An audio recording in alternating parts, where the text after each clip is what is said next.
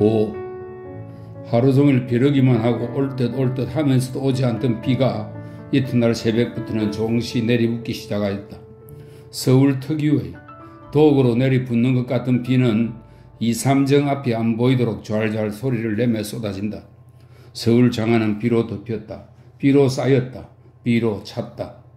그 비 가운데서도 알 학당에서는 모든 과목을 다 한 후에 오후 2시에 하학하였다. 엘리자베스는 책보를 싸가지고 학교를 나섰다. 그가 해숙의 곁을 지나갈 때 해숙이가 찾았다. 예, 엘리자베스야. 응? 대답하고 엘리자베스는 마음이 뜨끔하였다. 해숙이는 모든 일을 다 알리라. 그는 이와 같은 허황한 생각을 하였다. 너 이 점 왜 우리 집에 안 오니? 분주하여서. 엘리자베스는 거짓말을 하면서도 안심을 하였다. 해숙이는 모른다. 무엇이 분주해? 해숙이가 물었다. 그저 이 일도 분주하고 저 일도 분주하고 분주천지로다. 엘리자베스는 이와 같은 거짓 대답을 하면서도 그의 마음속에는 한 바람이 있었다. 그는 달반이나 못 간 해숙의 집에 가보고 싶었다. 해숙이가 억지로 오라면 마지못하여 가는 채하고 끌려가고 싶었다. 해숙이는 엘리자베스의 바람을 이루어주지를 않았다. 아무 말도 안 하였다. 엘리자베스는 해숙의 주위를 끌려고 혼자말 비슷이 중얼거렸다. 너무 분주해서 분주할 일은 없겠구먼. 해숙이는 이 말을 하고 자기 갈 길로 향하였다. 엘리자베스는 해숙의 행동을 원망하면서 마지못하여 집으로 향하였다. 엘리자베스의 자존심은 꺾어졌다. 해숙이가 엘리자베스 자기를 꼭 해숙의 집에 끌고 가야만 바른 일이라 생각한 엘리자베스의 미리 생각은 헛되로 돌아갔다. 그렇지만 해숙을 원망하는 것은 부끄러운 일이라 엘리자베스는 생각하였다. 내가 해숙이를 위해서 낳나? 엘리자베스는 이렇게 자기를 위로해 보았지만 부끄러운 일이든 무엇이든 원망은 원망대로 있었다. 이러다가 내가 해숙이로 인하여 이 지경에 이르지 않았는가? 그것을 할 때에 엘리자베스의 원망은 다른 의미로 바뀌었다. 그는 해숙의 집에 못 간 것이 다행이라 생각하였다. 그러는 가운데도 가고 싶은 생각이 온전히 없어지지 않았다. 그의 마음속에서는 가고 싶은 생각과 가서는 안 된다는 생각이 다투기 시작하였다. 본능적으로 길을 골라 짚으면서 비가 오는 편으로 우산을 대고 마음속에 싸움을 유지해가지고 집에까지 왔다. 그는 우산을 놓고 비를 뜬 다음에 자기 방으로 들어왔다. 물끄미 치워놓은 자기 방은 역시 전과 같이 엘리자베스에게 큰 적막을 주었다. 방이 이렇게 멀끔할 때마다 짐짓 여기저기 널어놓던 엘리자베스도 오늘은 해숙의 집에 갈까 말까 하는 번민으로 인하여 그렇게 할 생각도 없었다. 그는 책상 머리에 앉았다. 책상 위에는 어떤 낯선 종이가 한 장 엘리자베스를 기다리고 있었다. 엘리자베스는 빨간 종이를 들었다. 가슴이 뛰놀기 시작한다. 원, 무엇인고?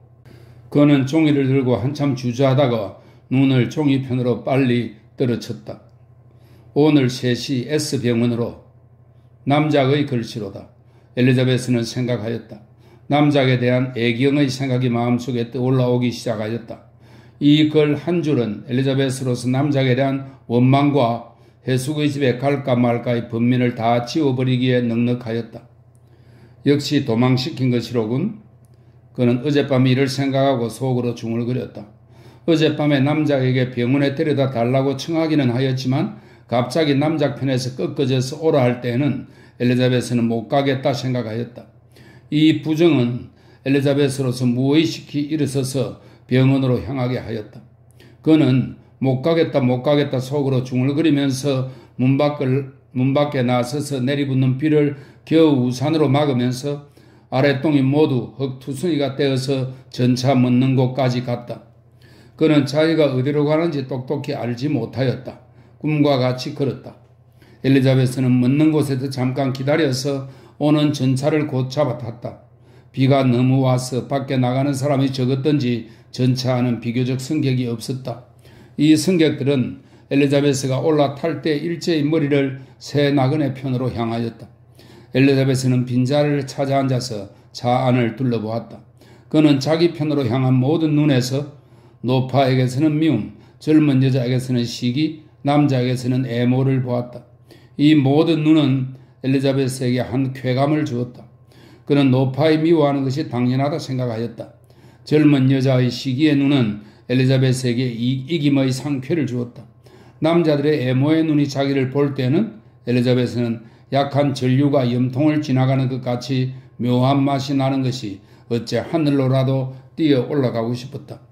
그는 갑자기 배가 생각난 거로 할 수 있는 대로 배를 작게 보이려고 움츠러뜨렸다. 차장에 와서 엘리자베스에게 돈을 받은 후에 뚱 소리를 내고 도로 갔다. 남자들의 시선은 가끔 엘리자베스에게로 날아온다. 그들은 몰래 보느라고 곁눈질 하는 것도 엘리자베스는 다 알고 있었다. 남자들이 자기를 볼 때마다 엘리자베스는 자기도 그 편을 보아주고 싶었다. 지만 종시 실행은 못하였다. 이럴 동안 전차는 에스빙은 앞에 멎었다. 엘리자베스는 섭섭한 생각을 품고 전차를 내렸다. 어떤 시선이 자기를 따라온다. 그는 헤아렸다. 비는 보스럭비로 변하였다. 술에서 내린 그는 마음이 무거워지는 것을 깨달았다. 그는 집으로 돌아가고 싶었다. 병원에는 차마 못 들어갈 것 같이 생각되었다. 지편으로 가는 전차는 없는가 하고 그는 전차 선로를 쭉 보았다. 그의 보이는 범위 안에는 전차가 없었다. 할 수 없이 그는 병원으로 들어가서 기다리는 방으로 갔다. 고지기한테 가서, 고지기는 접수입니다. 고지기한테 가서 주소, 성명, 연세들을 기입한 후에 방을 한번 둘러볼 때에 엘리자베스의 눈에는 한편 구석에 박혀있는 남작이 보였다. 엘리자베스는 다른 곳에서 고향 사람이나 만난 것 같이 별로 정다워 보이는 거로 곧 남작의 곁으로 갔다. 그렇지만 둘은 역시 말은 사귀지 아니하였다. 엘리자베스는 눈이 멀거니 벽에 붙어있는 파리떼를 보고 있었다. 몇 사람이 순분히 지나간 뒤에 사완 아이가 나와서 강 엘리자베스 씨요 할 때에 엘리자베스는 우덕덕 일어섰다. 가슴이 뚝뚝하는 소리를 내었다. 어찌하노? 그는 속으로 중얼거리면서 무의식히 사완 아이를 따라서 진차실로 들어갔다. 남작도 그 뒤를 따랐다. 석탄산과 알코올 냄새에 낯을 찡그리고 엘리자베스는 교자에 걸터앉았다. 의사는 무슨 약병을 장난하면서 머리를 숙인 채로 물었다. 어디가 아프시오? 엘리자베스는 대답을 못하였다. 제일 어찌 대답할지를 몰랐고 서로 대답할 말을 알았대도 대답할 용기가 없었고 용기가 있다 하더라도 부끄러움이 대답을 허락치 않을 터이다. 그런 것이 아니라 남작이 엘리자베스의 대신으로 대답하려다가 이 말만 하고 뚝 그쳤다. 의사는 대답을 요구치 않는 듯이 약병을 놓고 청진기를 들었다. 엘리자베스는 갑자기 부끄러움도 의식지를 못하리만큼 머리가 어지러워지기 시작하였다. 그의 눈은 보지를 못하였다. 그의 귀는 듣지를 못하였다. 그의 설렁거리는 마음은 다만 어찌할꼬 하는 엘리자베스 자기도 똑똑히 의미를 알지 못할 구만 번갈아 하고 있었다. 의사는 엘리자베스에게로 와서 저고리 자락을 열고 청진기를 거기 대었다. 의사의 손이 와닿을 때 엘리자베스는 무슨 벌레를 모르고 쥐었다가 갑자기 그것을 안 때와 같이 몸을 움쭉하였다. 그러면서도 엘리자베스는 의사의 손에서 얼마의 온미를 깨달았다. 이성의 손이 살에와 닿는 것은 엘리자베스와 같은 여성에 대하여서는 한 쾌락에 다름없었다. 엘리자베스가 이 쾌미를 재미있게 누리고 있을 때에 의사는 진찰을 끝내고 의미 있는 듯이 머리를 끄덕거리며 남작에게로 향하였다. 남작은 의사에게 눈짓을 하였다. 어렴풋하게나마 이 두 사람의 짓을 본 엘리자베스는 이제껏 연속하고 있던 어찌할꼬 뒤로 무한 큰 부끄러움이 떠올라오는 것을 깨달았다. 그러는 가운데도 그는 희미하니 한 가지 일을 생각하였다. 내가 대합실에 가서 기다리고 있으면 뒷일은 남작이 다 맡겠지. 그는 일어서서 기다리는 방으로 나왔다. 그 방에 있던 모든 사람의 눈은 일제히 엘리자베스의 편으로 향하였다. 모두 내 일을 아누나? 엘리자베스는 생각하였다. 아까 전차에서 자기에게로 향한 눈 가운데서 얻은 그 쾌미는 구하려도 구할 수가 없었다. 이 모든 눈 가운데서 큰 고통과 부끄러움만 받은 그는 한편 구석에 국에 앉아서 치마 앞자락을 들여다보기 시작하였다. 거기는 불에 타진 조그마한 구멍 하나가 엘리자베스의 눈이 오기를 기다리고 있었다. 그는 이 구멍이 공렬히 미워서 손으로 빡빡 비비다가 갑자기 별한 생각이 나는 거로 그것을 뚝 그쳤다. 이 세상이 모두 나를 학대할 때에는 나는 이 구멍 안에 숨겠다. 그는 생각하였다. 이럴 때에 그 구멍 안에는 어떤 그림자가 움직이기 시작하였다. 첫 번에는 흐릿하던 것이 차차 똑똑이까지 보이게 되었다. 때는 4년 전 춘삼월 호시절 고선 우이동 피고 우거지고 퍼진 꽃 사이를 벗들과 손목을 잡고 웃으며 즐기며 또는 작은 곡조로 소리를 맞추어서 노래를 부르며 희희낙낙 다니던 자기 추억이 그림자로 변하여 그 구멍 속에 나타났다. 자기 일행이 그 구멍 범위 밖으로 나가려 할 때는 활동사진과 같이 번쩍한 후 일행은 도로 중앙에 와 서곤 한다. 엘리자베스의 눈에는 눈물이 핑 돌았다. 그때의 엘리자베스와 지금의 엘리자베스 사이에는 해와 흙의 다름이 있었다. 그때는 순전한 처녀이고 열렬한 분홍빛 단미자이던 그가 지금은 싫든지 좋든지 죽음의 가륵색의 삶 안에서 생활치 않을 수 없는 그로 변하였다. 때도 달라졌다. 10년 동안 평화로 지내던 지구는 오스트리아 황자의 죽음으로 말미암아 러시아가 동원을 한다. 도이치가 싸움을 하련다. 잉글리시가 어떻다. 프랑스가 어떻다. 매일 이런 이야기가 신문에 가득가득 차게 되었다. 엘리자베스의 주의도 달라졌다. 그의 모든 벗은 다 쪽쪽이 헤어졌다. 아알은 동경서 미술 공부를 한다. 또 다른 아알은 하와이로 시집을 갔다. 티는 여의가 되었다. 그 밖에 아직 공부하는 사람도 몇이 있기는 하지만 대개는 주부와 교사가 되었다. 주부된 법 가운데는 벌써 두 아이의 어머니 된 사람까지 있다. 그들 가운데 한둘 밖에는 지금은 엘리자베스를 만나도 서로 모른 체하고 말도 안 하고 심지어 슬슬 피하게까지 되었다. 그러는 가운데 해숙이, 그는 엘리자베스의 어렸을 때부터의 벗이다. 둘은 같은 소학에서 졸업하고 같이 알 학당에 입학하였다가 엘리자베스가 부상에 연속하여 모상으로 1년 학교를 쉬는 동안에 해숙이도 연담으로 1년을 쉬게 되고 엘리자베스가 도로 상학게 될 때에 해숙이도 파혼으로 학교에 다니게 되었다. 해숙이는 엘리자베스에게는 유일한 벗이다. 불에 터진 구멍 속에 나타난 그림자 가운데에서도 엘리자베스는 해숙이와 제일 가까이 서서 걸었다. 추억의 눈물이 엘리자베스의 치마 앞자락에 한 방울 뚝 떨어졌다. 눈물로서 슬프고 습고 원통하고도 사랑스럽고 즐겁고 회포하는 그 그림자가 가리운 고로 엘리자베스는 눈물을 씻고 다시 그 구멍을 들여다보았다. 그 구멍에는 참 예술적 활인화, 정조로 찬 그림자는 없어지고 그 대신으로 갈포 바지가 어렴풋이 보인다. 엘리자베스는 소름이 쭉 끼쳤다. 자기가 지금 어디를 무엇하러 와 있는지 그는 생각났다. 엘리자베스는 머리를 들고 방을 둘러보았다. 어떤 목에 붕대를 난 남자와 어떤 아이를 업고 몸을 찌긋찌긋하는 여자가 자기를 보다가 자기 시선과 마주친 고로 머리를 빨리 돌리는 것 밖에는 엘리자베스의 주의를 받은 자도 없고 엘리자베스에게 주의하는 사람도 없다. 그는 갑갑증이 일어났다. 너무 가까운 고로 자기 손금을 보기 시작하였다. 손금은 그리 좋지 못하였다. 자식금도 없고 명금도 짧고 부부금도 나쁘고 복금 대신으로 궁금이 위로 빠져 있었다. 이 나쁜 손금도 엘리자베스의 마음을 괴롭게 하지 못하였다. 그의 심리는 복잡하였다. 탱탱 비었다. 그는 슬퍼해야 할지 기뻐해야 할지 알지 못하였다. 그 가운데는 울고 싶은 생각도 있고 웃고 싶은 생각도 있고 뛰놀고 싶은 생각도 있고 죽고 싶은 생각도 있었다. 이 복잡한 심리는 엘리자베스로서 아무 편으로도 치우치지 않게 마음이 탱탱 빈 것 같이 되게 하였다. 이제 자기에게는 절대로 필요한 약이 생긴다 할 때에 그는 기쁘지 않을 수가 없었다. 자기의 경우를 생각할 때에 그는 슬퍼하지 않을 수가 없었다. 해숙이와 에스를 생각할 때에 엘리자베스가 손금과 추억 및 머리 생각들을 복잡히 하고 있을 때에 남작이 와서 그에게 약을 주고 빨리 병원을 나가고 말았다. 약을 받은 뒤에 엘리자베스는 마음이 두근거리기 시작하였다. 그는 약을 병째로 씹어먹고 싶도록 애착의 생각이 나는 또 한편에는 약에게 이 위에 더 없는 저주를 하고 태평양 복판 가운데 가라앉히고 싶었다. 그러는 가운데도 그에게 집으로 돌아가고 싶은 생각이 났다.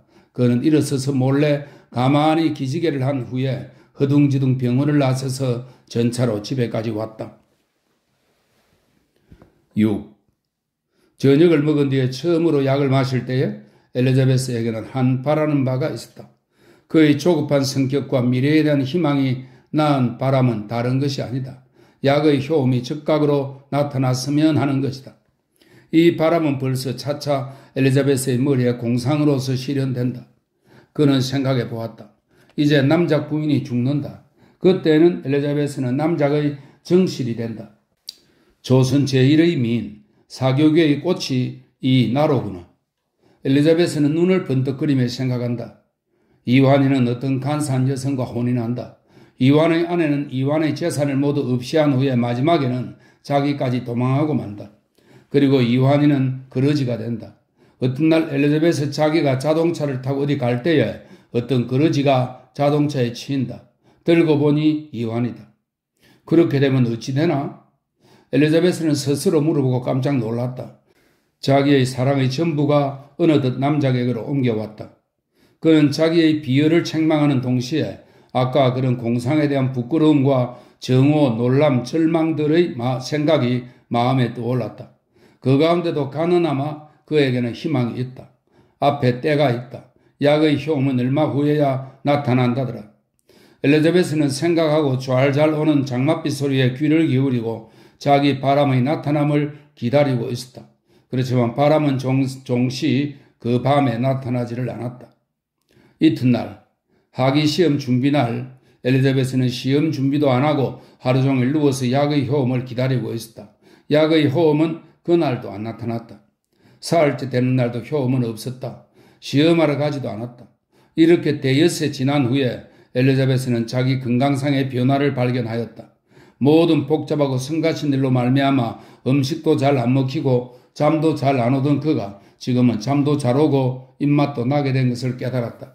그때야 그는 그것이 낙태제가 아니고 건강제인 것을 헤아려 깨달았다. 그렇지만 약은 없어지도록 다 먹었다. 마지막 번 약을 먹은 뒤에 전등을 켜고 엘리자베스는 생각해 보았다. 병원 사건 이후로 남작은 한 번도 저를 찾아오지 않았다. 엘리자베스는 그것이 당연한 일이라 생각하였다. 그리 근심도 아니 났다. 시기도 아니하였다. 다만 오지 않아야만 된다. 그는 생각하였다. 왜 오지 않아야만 되는가 자문할 때에 그에게 거기 응할 만한 대답은 없었다. 이 오지 않는다는 구는 엘리자베스로서 자기가 근 2달이나 해숙의 집에 안 갔다는 것을 생각하게 하였다. 이러다는 이완씨 생각이 나겠다. 이와 같은 생각이 나는 거로 그는 곧 생각의 끝을 다른 데로 옮겼다. 이와 같이 이 생각에서 저 생각, 또 다른 생각 왔다 갔다 할 때 문이 열리면 남작 부인이 나체는 어찌할꼬 하는 근심을 띠고 들어왔다. 어찌 좀 나으세요? 네, 좀 나은 것 같아요. 대답하고 엘리자베스는 자기가 무슨 병이나 앓던 것 같이 알고 있는 부인이 불쌍하게 생각났다. 부인은 말을 할 듯 하면서 한참이나 우물거리다가 그런데요 하고 첫 말을 내었다. 네, 엘리자베스는 본능적으로 대답하였다. 부인의 나체는 말할까 말까 하는 표정이 똑똑히 나타나 있었다. 그러다가 입을 또 연다. 아까 복손이 남작의 아들의 이름입니다. 복손이 어른이 들어와 말하는데요. 엘리자베스는 마음이 뜨끔하였다. 부인은 말을 연속한다. 선생님은 이 점 학교에도 안 가시고 그 애들과도 놀지 못하신다고요? 게다가 병까지 나셨다고. 얼마 좀 편안히 나가서 쉬시라고 자꾸 그러려는 수. 부인의 나체는 말할 것 잘못하였다는 표정이 나타났다. 말을 다 들은 엘리자베스는 벌떡 일어섰다. 그는 무엇이 어찌 되는지도 모르고 무의식히 자기 행리를 꺼내어 거기에 자기 책을 넣기 시작하였다. 그의 손은 본능적으로 움직였다. 엘리자베스의 행동을 물끄러미 보던 부인은 물었다. 이 밤에 떠나시려고요? 어디로? 엘리자베스는 우덕덕 정신을 차렸다. 그의 배에서는 뜻없이 큰 소리에 웃음이 폭발하여 나온다. 놀라는 것 같이, 웃은 것 같이 부인도 따라 웃는다. 한참이나 웃은 뒤에 둘은 함께 웃음을 뚝 그쳤다. 엘리자베스는 웃음 뒤에 울음이 떠받쳐 올라왔다. 자연히 가는 소리에 울음이 그의 목에서 나온다. 이것을 본 부인은 갑자기 미안해졌던지 엘리자베스를 위로한다. 울지 마십시오. 얼마든 여기 계세요. 제가 말씀 잘 드릴 테니. 아니, 전 가겠어요. 어디 갈 곳이 있어요? 갈 곳이 있어요? 예, 한 40리 나가서 오촌 모가 한 분 계세요. 그렇지만 이런 데 계시다가 촌 부인의 눈에도 이슬이 맺힌다. 제가 말씀 잘 드릴 것이니 그냥 계시죠. 아니에요. 저 같은 약한 물건은 촌이 좋아요. 서울 있어야. 부인의 눈에서는 눈물이 한 방울 뚝 떨어진다. 서울 몇 해 있을 동안에 가정 고생 다 하시고 하던 것을 부인께서 구해주셔서 부인의 눈에서는 눈물이 뚝뚝 치마 앞자락에 떨어진다.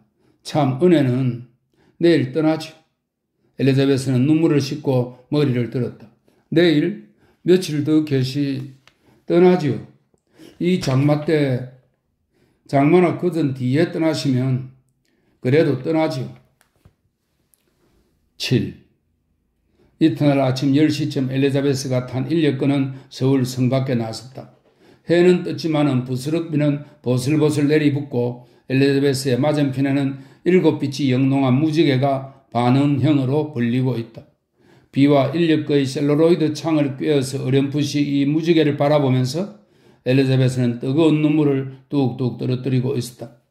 어젯밤에 남자 부인에게 자기 같은 약한 것에는 촌이 좋다고 밝히 말하기는 하였지만 그래도 반생 이상을 서울서 지낸 엘리자베스는 자기 둘째 고향을 떠날 때 마음에 떠나기 서러운 생각이 없지 못하였다. 뿐만 아니라 서울에 자기 사랑 이완이가 있고 자기에게 끝없이 동정하는 남자 부인이 있지 않느냐. 엘리자베스는 부인이 친절히 준 돈을 만져보았다. 이렇게 서울에게 섭섭한 생각을 가진 엘리자베스는 몸은 차차 서울을 떠나지만 마음은 서울 하늘에서만 떠돈다. 어젯밤에 밤새도록 잠도 안 자고 내일은 꼭 서울을 떠나야 한다고 생각하여 양심이 싫다는 것을 억지로 그렇게 해결까지 한 그도 막상 서울을 떠나는 지금에 이르러서는 만약 자기가 말할 용기가 있으면 이제라도 인력거를 돌이켜서 서울로 향하였으리라 생각지 않을 수가 없었다. 지만 그에게는 그리할 용기가 없었다. 아니, 제일 말하기가 싫었고 인력국군에게 우기가 싫었다. 그러는 것보다도 그는 말을 하고 싶었지만 마음속에 어떤 물건이 그것을 막았다. 그는 입술을 악물었다. 인력거는 바람에 풍겨서 한편으로 기울어졌다가 2, 3초 뒤에 도로 바로 서서 다시 앞으로 나아간다. 장마 때 바람은 윙 소리를 내면서 인력거 뒤로 달아난다.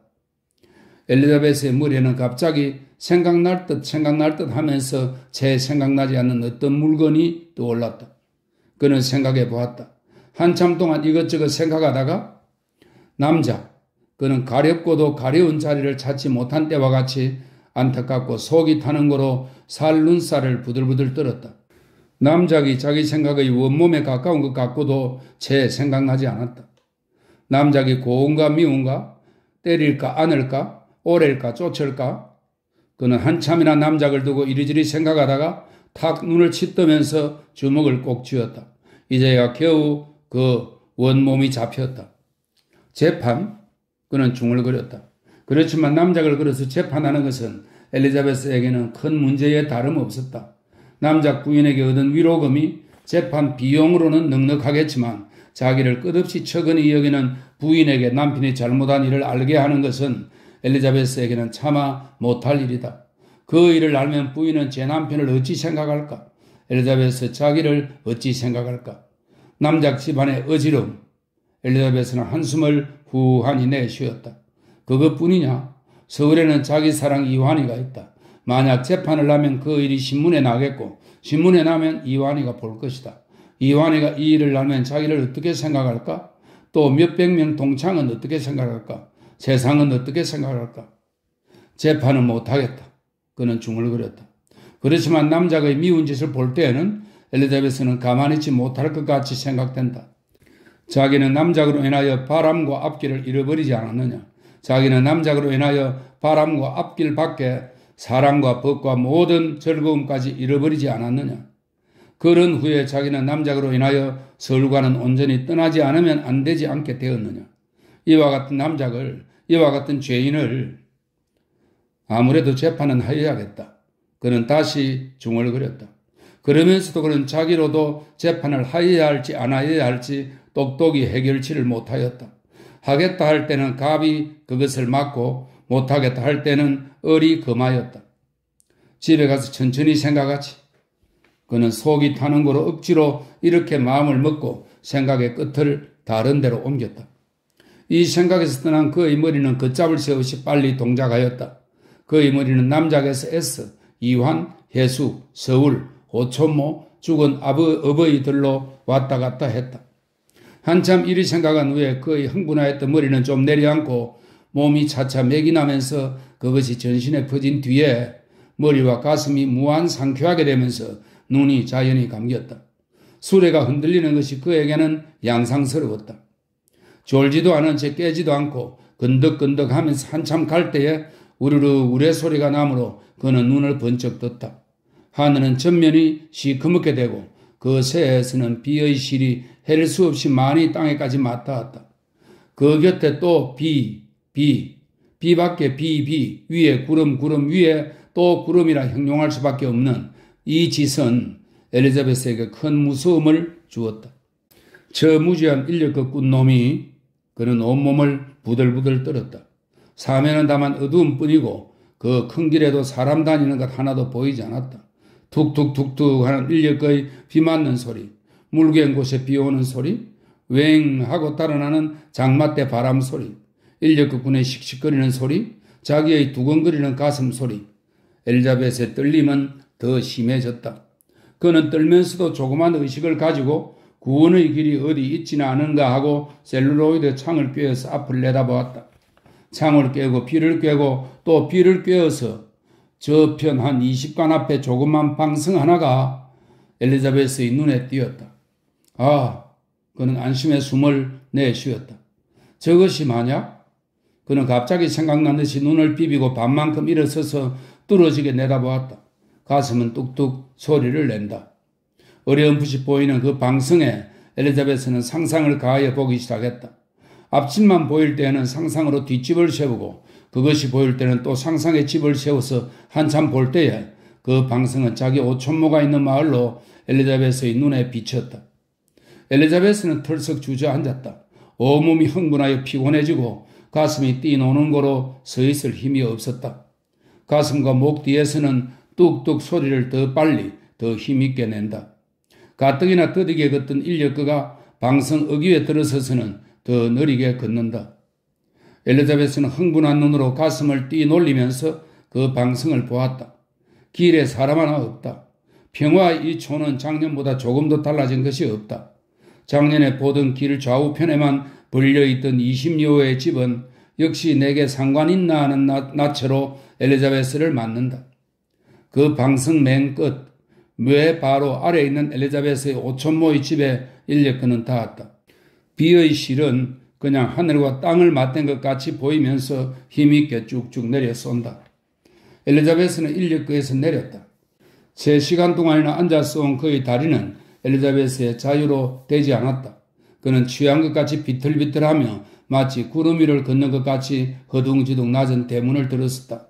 비는 용서 없이 엘리자베스의 머리에서 가는 모시 저고리 치마 구두로 내리쏜다. 대문 안에 들어선 엘리자베스는 어찌할지를 몰라서 담장에 몸을 기대고 우두커니 서 있었다. 그때 마침 때 좋게 오촌모가 무슨 일로 밖에 나왔다. 아주머니, 엘리자베스는 무의식히 고함을 치고 2발자국 나섰다. 오촌모는 늙은 눈을 주름살 많은 손으로 비비고 잠깐 엘리자베스를 보다가 엘리자베스냐? 하면서 뛰어나와 마주 붙들었다. 어떻게 봤냐? 자, 비 맞겠다. 아이고, 이 비 맞은 거 봐라. 들어가자. 자. 인력거가 있어요. 하고 엘리자베스는 땅에 발이 닿지 않은 것 같은 걸음으로 허둥지둥 인력거꾼에게 짐을 들여오라 명하고 오촌모와 함께 어둡고 낮고 시시한 냄새나는 방 안에 들어왔다.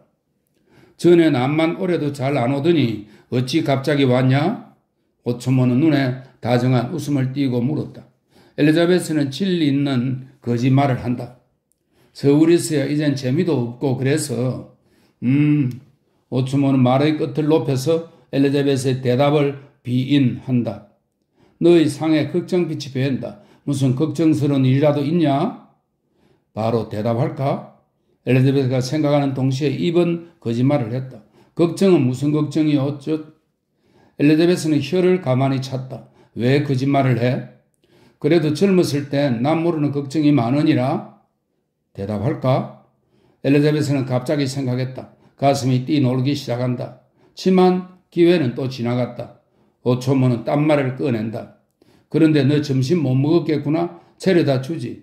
너 촌밥 먹어봐라. 어찌 맛있나? 오초모는 나갔다. 짐 들여왔습니다. 하는 119군의 소리가 나므로 엘리자베스는 나가서 짐을 찾고 들어와 앉아서 밖을 내다보았다. 뜰 움푹움푹 들어간 데마다 물이 고였고 물 고인 데마다 비로 인하여 방울이 맺혀서 떠다니다가는 없어지고 또 새로 생겨서 떠다니다가는 없어지곤 한다. 초가집 지붕에서는 누렇고 붉은 처마물이 거치지 않고 줄줄 흘러내린다. 한참이나 눈이 멀거니 뜰을 바라보고 있을 때에 오초모가 밥과 달걀, 반찬, 김치 등 간단한 음식을 엘리자베스를 위하여 차려왔다. 엘리자베스는 점심을 먹은 뒤에 또 뜰을 내다보기 시작하였다. 뜰 한편 구석에는 박연출이 하나 답답한 듯이 웅크러뜨리고 있었다. 이 위에는 빗물이 고여 있다가 바람이 불 때마다 잎이 기울어지며 고였던 물이 땅에 쪼르르 쏟아지는 것이 엘리자베스의 눈에 똑똑히 보였다. 그 잎들 아래는 허옇고 푸른 크다만 박 하나가 잎이 바람에 움직일 때마다 걸핏걸핏 보였다. 박연출 아래서 머구리가 한 마리 우드득 뛰어나왔다. 본래부터 머구리를 무서워하던 엘리자베스는 머리를 빨리 돌렸다. 머구리에게 무서움을 가지는 동시에 엘리자베스의 머리에는 아까의 걱정이 떠올랐다. 그는 낯을 찡그리고 한숨을 후 내쉬었다. 이것을 본 오초모는 물었다. 왜 그러냐? 한숨을 다 짚으면서? 너에게 아무래도 걱정이 있기는 하구나. 엘리자베스는 마음이 뜨끔하였다. 그러면서도 이 기회에 넘겼다가는 아주머니, 그는 흥분하고 떨리는 목소리로 오초모를 찾았다. 왜 그러냐? 이야기 다 해라. 서울은 참 나쁜 데입니다. 그려. 엘리자베스는 울기 시작했다. 자, 왜? 엘리자베스는 울음이 섞인 한숨을 쉬었다. 왜 그래? 어찌할까요? 무엇을 어찌해? 자, 왜 그러느냐? 난 죽고 싶어요. 엘리자베스는 쓰러졌다. 딴소리 한다. 왜 그래? 자, 이야기해라. 오초모는 어른다. 엘리자베스는 끊었다 하면서 무한 간단하게 자기와 남작의 시를 이야기한 뒤에 재판하겠단 말로 말을 끝내었다. 너 같은 것이 강가집에? 엘리자베스의 말을 들은 오초모는 성난 소리로 책망하였다. 괴로운 침묵이 한참 연속하였다. 아주머니의 책망을 들을 때 엘리자베스는 울음소리까지 그쳤다. 한참 뒤에 오초모는 엘리자베스가 불쌍하였던지 이제 방금 온 것을 책망한 것이 미안하였던지 말을 돌린다. 그래도 재판은 못한다. 우리는 쌍끝이고 저편은 양반이 아니냐. 아직 채 작정치 못하고 있던 엘리자베스의 마음이 이 말 한마디로 온전히 작정되었다. 그는 아주머니의 말을 우쩍 반대하고 싶었다. 재판에도 양반 쌍놈이 있나요? 그래도 지금은 주먹천지란다. 엘리자베스는 눈살을 찌푸렸다. 양반 쌍놈 문제에 얼토당토 않은 주먹을 내놓는 아주머니의 무식이 그에게는 경멸스럽기도 하고 성도 났다. 그렇지만 그 말의 진리는 자기가 지낸 일로 미루어 보아도 그러다 수가 없었다. 그래도 재판은 꼭 하고 싶었다. 그래도 해요. 그리 하고 싶으면 하기는 해라마는. 그럼 아주머니, 왜? 이 동네에 면소가 있나요? 있다. 무엇하려고? 거기 가서 재판에 대하여 좀 물어보아 주시구려. 싫다야, 그런 일은. 그래도 아주머니까지 그러시면. 엘리자베스의 낯은 울상이 되었다. 이것이 불쌍하게 보였던지 오초모는 면석이를 찾아갔다. 이튿날 엘리자베스는 남작을 끌어서 정조 유린에 대한 배상 및 위자료로서 5,000원, 서생아 승인, 신문상 화재 광고 재개 청구 소송을 경성 지방법원에 일으켰다. 8. 늘 그치지 않고 줄줄 내리붙던 비는 종시 조선 전지에 장마를 지웠다. 엘리자베스가 있는 마을 뒷매에서도 간직해 두었던 모든 샘이 이번 비로 말미암아 터져서 계곡가에 있는 진며천 집채같이 흘러내리는 물로 인하여 혹은 떠내려가고 혹은 무너졌다. 매일 흰 물방울을 안개같이 내면서 왁왁 흘러내려가는 물을 보면서 엘리자베스는 몇 가지 일로 느끼고 있었다. 그 가운데는 반성도 없지 않았다. 이번 이와 같이 큰 재판을 일으킨 것이 엘리자베스의 뜻은 아니다. 법률을 아는 사람이 그리하여야 좋다 하는 거로 엘리자베스는 으쓱하여서 그리할 뿐이다. 그에게는 서생아 성인으로 넉넉하였다. 에이 쌍, 그는 만날 이 일이 생각날 때마다 혀를 차며 중얼거렸다. 서울을 떠난 것도 그의 느낌의 하나이다. 차라리 반성의 하나이다. 오초모는 에이고 내 딸 에이고 내 딸 하며 크다만 엘리자베스의 궁둥이를 두드리며 사랑하였고, 엘리자베스는 여왕과 같이 가만히 앉아서 모든 일을 오촌모를 부려먹었지만 그것만으로 그는 만족치를 못하였다. 그는 낮고 더럽고 답답하고 덥고 시시한 냄새나는 촌집보다 높고 정한 서울집이 낫고, 광목바지 입고 상투 틀고 낯이 시커먼 원시적인 촌 무지렁이들보다 맥고 모자에 걸려 물고 가는 못이 두루마기 입은 서울 사람이 낫다. 굵은 광당포 치마보다 가는 못이 치마가 낫고, 닫혀진 집신보다 맵신하는 구두가 낫다. 기름무리에 맵신하게 차린 후에 파라솔을 받고 장한 큰 거리를 팔과 궁둥이를 저으면서 다니던 자기 모양을 흐린 하늘을 그려볼 때는 엘리자베스는 자기에게도 부끄럽도록 그 그림자가 예뻐 보였다. 장마는 그쳤다. 장마 뒤의 촌집은 참 분주하였다.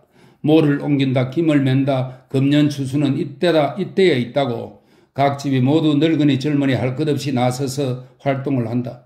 각 곳에서 중량가의 처량한 곡조, 농부가의 웅장한 곡조가 일어나서 매로 반향하고 들로 퍼진다. 자농 밤몇대기와 뒤뜰에 텃밭을 가진 엘리자베스의 오촌모의 집도 꽤 분주하였다. 자농밭은 삭슬 주어서 김을 메고 텃밭만 오촌모 자기가 감자와 파 2종을 하기로 하였다. 뻔뻔 놀고 있기가 무미도 하고 가깝도 한 거로 엘리자베스는 아주머니를 도와서 손에 익지 않은 일을 하고 있었다. 첫 번에는 일하기가 죽게 어려웠지만은 좀 연습된 뒤에는 땀으로 온몸이 젖고 몸이 고뇌진 뒤에 나무 그늘 아래서 상추 쌈에 고추장으로 밥을 먹고 얼음과 같은 찬 우물물을 마시는 것은 참 엘리자베스에게는 위에 없는 유쾌한 일이 되었다. 첫 번에는 심심거기로 시작하였던 일을 마지막에는 쾌락으로 하게 되었다.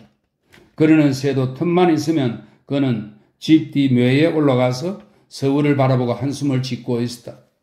보얀 여름 안개로 둘러싸여서 아침 햇빛을 간접으로 받고 보얗게 반짝거리는 아침 서울, 너무 강하여 누렇게까지 보이는 여름 햇빛을 정면으로 받고 여기저기서 김을 무럭무럭 내는 낮 서울, 새빨간 저녁노를 받고 모든 유리창은 그것을 몇십 리 밖까지 반사하여 헬 수 없는 땅 위에 해를 이루는 저녁 서울, 그 가운데 우뚝 일어서 있는 푸른 남산, 잿빛 삼각산, 먼지로 쌓인 큰 거리, 울긋불긋한 경복궁, 동물원, 공원, 한강.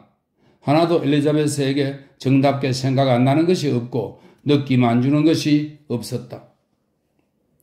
아, 내 서울아, 내 사랑아, 나는 너를 바라본다. 붉은 눈으로 더욱 사랑으로. 아침 해와 저녁 놀 잿빛 안개, 흩어진 더움 아래서 나는 너를 바라본다. 천년을 살겠냐 만년을 살겠냐, 내 목숨 다하기까지, 내 삶 끝나기까지 나는 너를 그리리라. 처량한 곡조로 엘리자베스는 부르곤 하였다. 엘리자베스는 한 자리를 정하고 묘에 올라갈 때는 언제든지 거기 앉아 있었다. 뒤에는 큰 소나무를 치고 그 솔 그늘 아래 꼭 한 사람이 앉아있기 좋으리만한 바위가 하나 있었다. 그것이 엘리자베스가 정한 자리다. 그 바위 두 걸음 앞에서 연합연결되는 절벽이 있었다. 이 절벽을 내려다 볼 때마다 그의 마음속에는 한 기쁨이 움직였다. 종치 재판날이 왔다.